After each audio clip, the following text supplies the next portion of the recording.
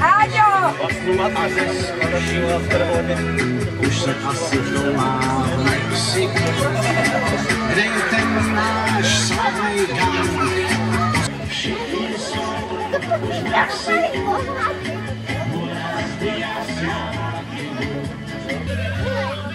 Ty si to škrábneš, já ji nezvyšťuju. Hele, ty si jenom škrábnutí, tak si na to nesmíš dávat nápad.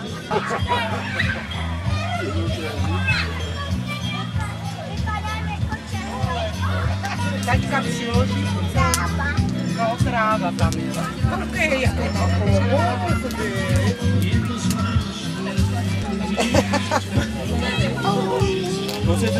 No a to mě neříká, že ti je takový hlasa. A to bude No.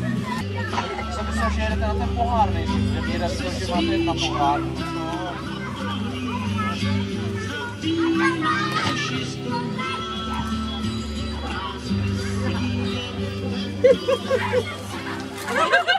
Děti! Halo! Slyšíte mě? Přestaňte hrát fotbaly. Já bych vás tady chtěl všichni přivítat. Dostal jsem úkol. Děkuji Radkovi Pavlíkovi. Ráďa si myslí, že nevíte, co je pálení čarodějnic. Tak já vám to vysvětlím. Pálení čarodějnic, také Filipo-Jakubská noc, nebo Valpuržina, se odehrává v noci z 30. dubna na 1. května. Jedná se o velmi starý a dodnes živý lidový zvyk a zvláštní svátek. Tuto noc se lidé schází u zapálených ohňů a slaví příchod jara. Někteří taky pijou teda. Na některých místech se staví májka. Noc z 30. dubna na 1. května byla pokládána za magickou. Svátek se původně pravděpodobně slavil o úplňku, jenž byl nejblíže dnu nacházejícímu se přesně mezi jarní rovnodenností a letním slunovratem. Lidé věřili, že tuto noc se čarodějnice slétají na čarodějnický sabbat a skutečně je tato noc jedním z největších pohanských svátků. Lidé také věřili například v odevírání různých jeskyní a podzemních slují, kde by se daly nalézt poklady. Hlavním úkolem tohoto starého lidového svátku byla oslava plodnosti. To se mi hrozně líbí. No. A postupem času se z těchto ohňů stávalo pálení čarodějnic. Zapalovala se smolná košťata a vyhazovala se do výšky. Popel z těchto ohňů měl mít zvláštní moc pro zvýšení úrody. Někdy se rozhrnutým popelem vodil dobytek k zajištění plodnosti, co mi taky hrozně líbí. Jindy se přes oheň skákalo kvůli zajištění mládí a plodnosti.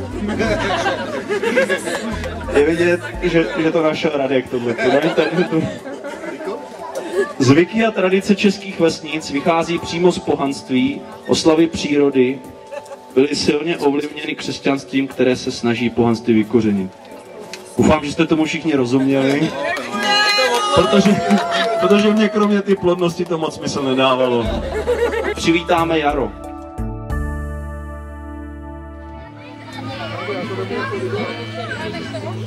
Já nebudu.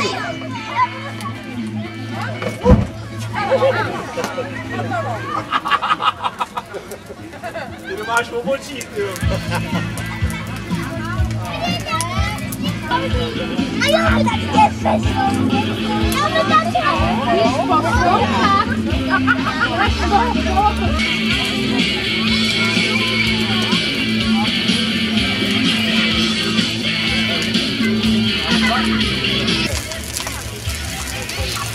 Ola, chodź tu, mam zdjęcie! Kuba!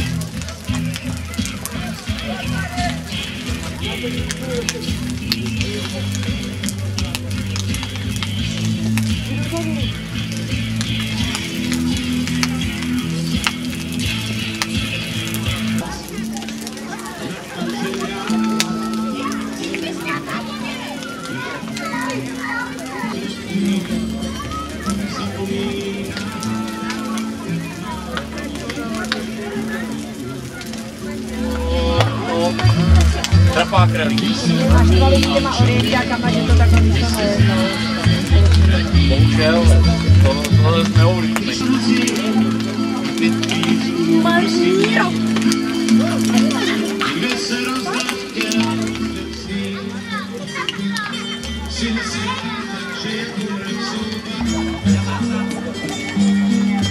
Thank you.